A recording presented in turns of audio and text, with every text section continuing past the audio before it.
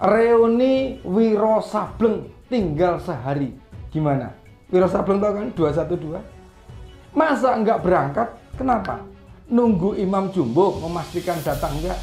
Sampai tadi belum ada yang bisa memastikan apakah Pak Rizik ikut meramaikan 212 dia.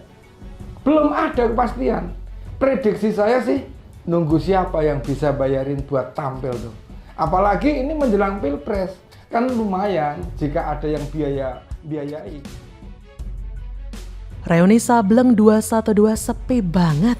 Kaum kadrun Munaslimin, pelangap longo, pentolannya Habib Rizik absen, Bohir Gemoy nggak kasih jatah Nasbo, duet Amin kabur nggak kuat bayarin.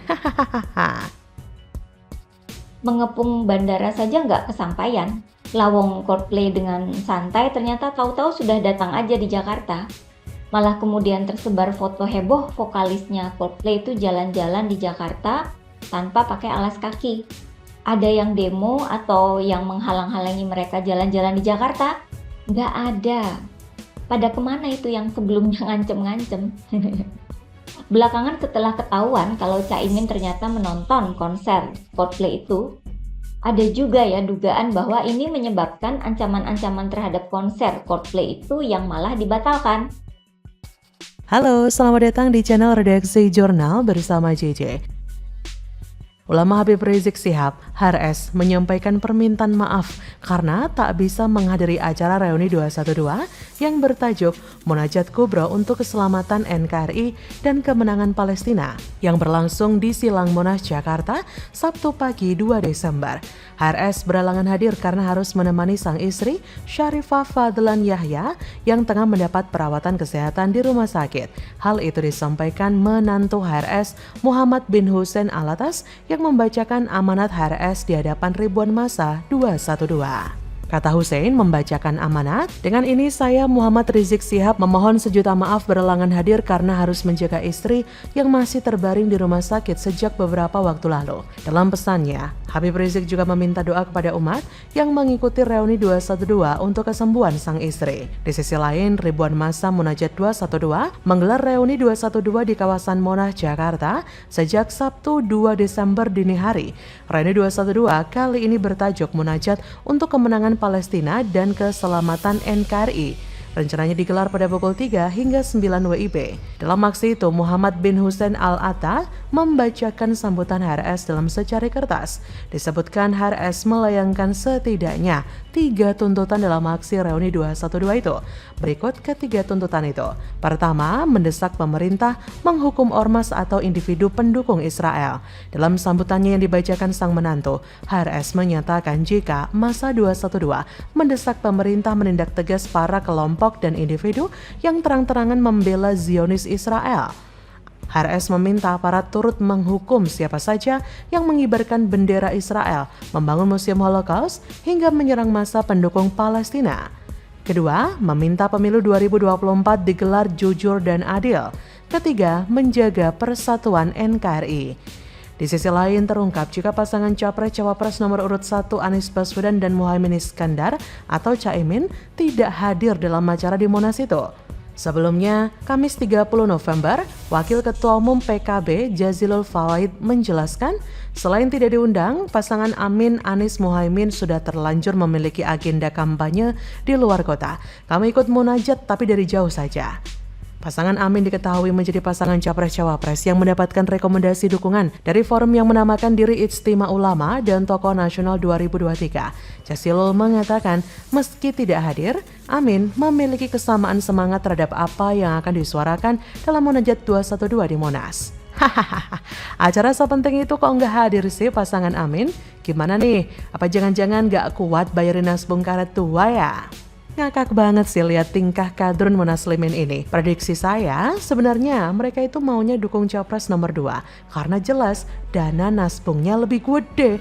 Tapi kok kayaknya mulai menjauh gitu dan malah menjadikan anak presiden sebagai cawapresnya. Para kadrunista itu kan benci banget sama Jokowi. Lalu mau dukung Ganjar jelas nggak mungkin karena sejak awal Ganjar tegas lawan radikalisme dan kelompok garis keras. Dan pada akhirnya, daripada nggak dukung siapa-siapa, Kadrun dukung Anies Imin deh. Hahaha.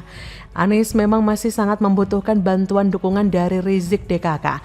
Meskipun sekarang ini malu-malu kucing karena berusaha membersihkan diri dari noda politik identitas.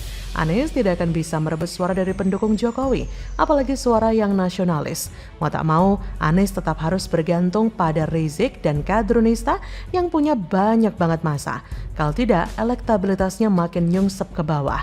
Dari hasil survei sudah ketahuan kok, kenapa Anies selalu langganan posisi ketiga. Suara pendukung Anies itu sangat tersegmen dari kelompok penjual agama, kelompok 212, dan dari pemilih PKS. Kalau bukan dari suara mereka, Anies hanya akan menjadi politisi 1 digit persen. Kartu mati. Kasihan kali drone nasib kalian. Prediksi banjir nasbung di Pilpres 2024, nyatanya kok sepi? Jadi bagaimana menurut Anda? Pertemuan kemarin dengan Menteri Pertahanan itu sebetulnya untuk membahas mengenai belanja dari alutsista, terutama yang berasal dari pinjaman luar negeri. Makin marah, makin emosi orang yang emosi itu pasti nggak akan nyelesain masalah, bener kan? Kira-kira Bapak bisa mengerti nggak? Once you get emotional, meledak aja, and that's it. Biasanya itu rusak aja kalau emotional. Bagaimana uangnya dari mana? Kalau Bapak tidak mau terima bantuan, nggak apa-apa. Orang yang nggak bisa baca data mudah sekali diprovokasi, kasih sedikit, dikilik-kilik, emosi. Bapak tadi mengatakan tidak mau terima beasiswa kan? Geram, Sri Mulyani belak-belakan pinjaman luar negeri Kementerian Prabowo tembus 385 triliun rupiah, bisa rungkat keuangan negara kalau gini caranya. Kami juga terus berkomunikasi, berinteraksi, menyerap aspirasi dari banyak pihak, dan rasanya ini menjadi panggilan bagi kita semua untuk terlibat. Kalau bukan kita, siapa lagi? Halo, selamat datang di channel Redaksi Jurnal. Seperti dilansir bisnis.com, Menteri Keuangan Sri Mulyani Indrawati mengungkapkan hasil dari rapat bersama Menteri Pertahanan Menhan Prabowo Subianto terkait belanja alat utama sistem pertahanan alutsista dari pinjaman luar negeri yang naik cukup signifikan. Sri Mulyani menjelaskan di luar anggaran yang telah diberikan pemerintah dari APBN, Kemenhan juga melakukan belanja alutsista dari pinjaman luar negeri untuk periode 2020-2024 sejumlah 25 miliar US dollar, setara dengan 385 triliun rupiah dengan kurs 15.400 per dolar Amerika.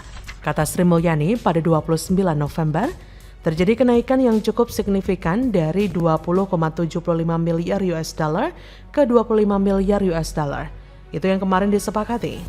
Sebagaimana diketahui, belanja dari kementerian yang dipimpin oleh Prabowo Subianto tersebut termasuk salah satu anggaran jumbo dalam APBN. Pada 2023, Kemenhan menerima anggaran pertahanan dan keamanan senilai 316 triliun. Sementara dalam APBN 2024, Sri Mulyani menyisihkan 331,9 triliun untuk hukum dan hankam, termasuk di dalamnya untuk pengamanan pemilu 2024. Sri Mulyani juga mengungkapkan bahwa kenaikan anggaran baik dari sisi DIPA ataupun pinjaman luar negeri seiring dengan kondisi geopolitik yang tengah memanas. Ia berkata, Kemenhan menganggap kebutuhan sesuai kondisi alutsista dan kemudian ancaman serta peningkatan dinamika geopolitik dan geosecurity. Dari sisi lain masih sesuai dengan rencana kita dari sisi perancangan penganggaran jangka panjang. Nah, selama menjabat sebagai Menhan RI, Prabowo Subianto ini memang suka banget berbelanja hal-hal unfaedah. Anggaran dana yang digunakan untuk perawatan alat pertahanannya mencapai 21,5 triliun rupiah hanya dalam kurun waktu 1 semester 2023. Padahal sebelumnya Presiden Jokowi sudah mewanti-wanti setiap instansi dan kementerian dalam kabinetnya untuk menggunakan APBD dengan tepat, tapi Prabowo tidak mengindahkannya. Sesuai dengan latar belakangnya yang berasal dari keturunan kaya, Prabowo menggunakan uang dengan seenak jidatnya sendiri. Bahkan orang kaya yang dilepas di mal dengan bekal kartu debit, foya-foya menjadi opsi pertama untuknya. Dan kali ini yang dibelanjakan Prabowo bukan lagi barang-barang tersiar, sekunder apalagi primer, tapi barang rongsokan. Banyak hujatan dan kecaman menghampirinya pasca pengambilan keputusan sembarangan itu. seperti pendusta ulung pada umumnya yang menggunakan kata-kata untuk berkilah. Berbagai pembelaan dilemparkan Prabowo demi melindungi dirinya sendiri. Bilangnya saja terpaksa membeli 12 pesawat tempur jenis Mirage 2005 untuk memajukan dunia militer. Memang kita tidak habis pikir dengan seorang Prabowo yang harusnya berpengalaman dan berpengetahuan dalam bidang militer. Bukannya memberikan pencerahan, dia malah menjerumuskan negaranya sendiri. 2021 lalu Kemenhan juga merepotkan negara dengan gelontoran dana yang tidak tahu rimbanya sebesar 531 miliar. Hanya dibiarkan begitu saja oleh Prabowo. BPK sendiri sudah memberikan surat peringatan agar Prabowo menindaklanjuti kasus pencurian uang itu. Begitu pula dengan Jokowi yang sudah menjatuhkan teguran tapi semua dianggap angin lalu. Bukannya mengusut dengan transparan sebagai pimpinan, Prabowo justru menutup rapat bangkai itu. Sudah kejadian begitu saja orang yang mengaku berteman kental dengan Jokowi itu malah menaikkan anggaran semester 1 tahun ini lebih tinggi 2% dari semester sebelumnya. Bagaimana tidak bikin orang geram? Tidak ada jerahnya ya namanya perampok itu. Apalagi kalau perbuatannya selalu ditutupi oleh gerombolan dalam internal partainya. Semakin ajib oknum yang melancarkan aksi bejat itu. Seperti itukah yang disebut pemimpin berani dan punya nyali oleh simpatisannya? Hei, jangan lupakan rekam jejak masih bersedekap cantik menunggu setiap tamu yang mengunjunginya. Kegeraman saya memuncak hingga mempertanyakan mengapa bangkai Kemenhan ini tidak bisa dibuka ke publik atau minimal dikasuskan oleh orang-orang yang memiliki kewenangan tinggi. Terjawab sudah dengan kedok SOP yang berjalan di sana. Tidak sembarangan laporan bisa diketahui publik. Bahkan sekelas BPK dan orang nomor 1 di negara ini juga tidak punya hak untuk mengetahui data kerahasiaan yang disembunyikan Prabowo dan gerombolannya. Argumentasi tentang kerahasiaan tadi sudah mendapat kursi tertinggi. Jadi sebanyak apapun teguran dan surat cinta yang sampai ke Kemenhan, jawabannya hanya sebatas baik dan segera ditelusuri saja. Perbuatan Prabowo ini justru membuat bengkak keuangan negara. Dia tidak memiliki kontribusi dalam pemulihan kondisi keuangan negara. Sebaliknya dia justru memperparah masalah utama negara ini. Yang begitu masih dianggap penerus Jokowi, suruh belajar manage uang dari anak kos dulu sana deh, buat jadi pemimpin. Dia dari kecil sudah dihadapkan dengan harta yang berlimpah, mana bisa mengatur kondisi keuangan, mana tahu kebutuhan rakyat yang mendesak, mana peduli yang menjadi prioritas rakyat. Rungkatlah kalau sistem negara carut-marut begitu. Jangankan negara, selingkup Kemenhan saja sudah kewalahan dapat peringatan dan berbagai suratan takdir. Apalagi mengkoordinir negara besar ini. Pikir 2 kali dulu deh kalau mau jadi milik dia. Bagaimana menurut Anda?